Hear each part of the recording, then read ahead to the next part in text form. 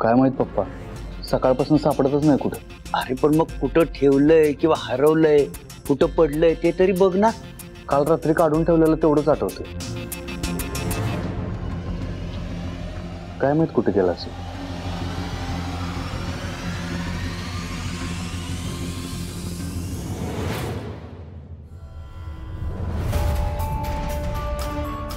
बस मंजिरी.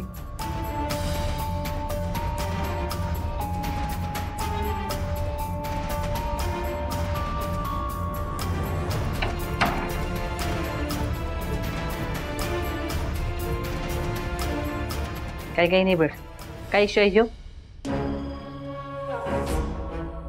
म्हणजे म्हणजे म्हणजे बागाची पंजी उगा सास उत्पन्न सावन्न कसं माझ्या सत्ताला अडकवण्यासाठी तूच केलेच नाही समजा. हो मम्मी साहेब, जर मला कुणाला अडकवायचं असतं ना तर तुम्हाला अडकवलं असतं. तुम्ही माझ्यावर जीव घेणं हल्ला केलाय ते बाहेर जाऊन सांगू का मीडियाला? इथं सत्याला वाचवण्यासाठी मी जीवाचं रान करते आणि तुम्ही त्याची आई असून काहीच करत नाही. हे बघा मम्मी साहेब, आता या सिच्युएशनला आपण सगळीजण एकत्र असणं गरजेचं आहे. माझ्यावर डूब धरून बसायला आयुष्य पडले.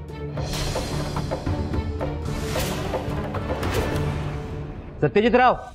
जाधव साहेब, तुम्ही या ना, बसा. नाही बसत नाहीये, मी एका ऑफिशियल कामासाठी आलोय, जे यावंच लागणार.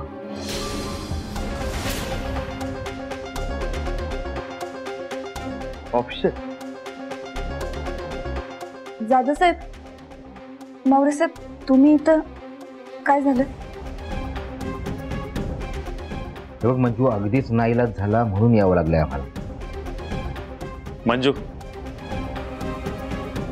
मुकादमाचं अपहरण झालंय आणि त्याच्या बायकोने तक्रार नोंदवली. तशी तिने सत्यावर संशय घेतलाय.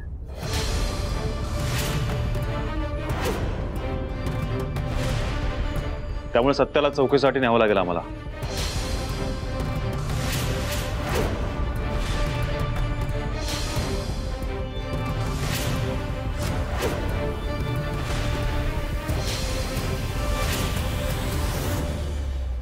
पण जाधव साहेब, सत्य असं का करेल? तो स्वतःहून मुकादमाची माफी मागायला जाणार होता ना. आणि जाधव साहेब, तुम्हाला माहिती आहे सत्य असं काही करणार नाही. आणि आता तर तो नगरसेवक झालाय. स्वतःची इमेज खराब होईल असं का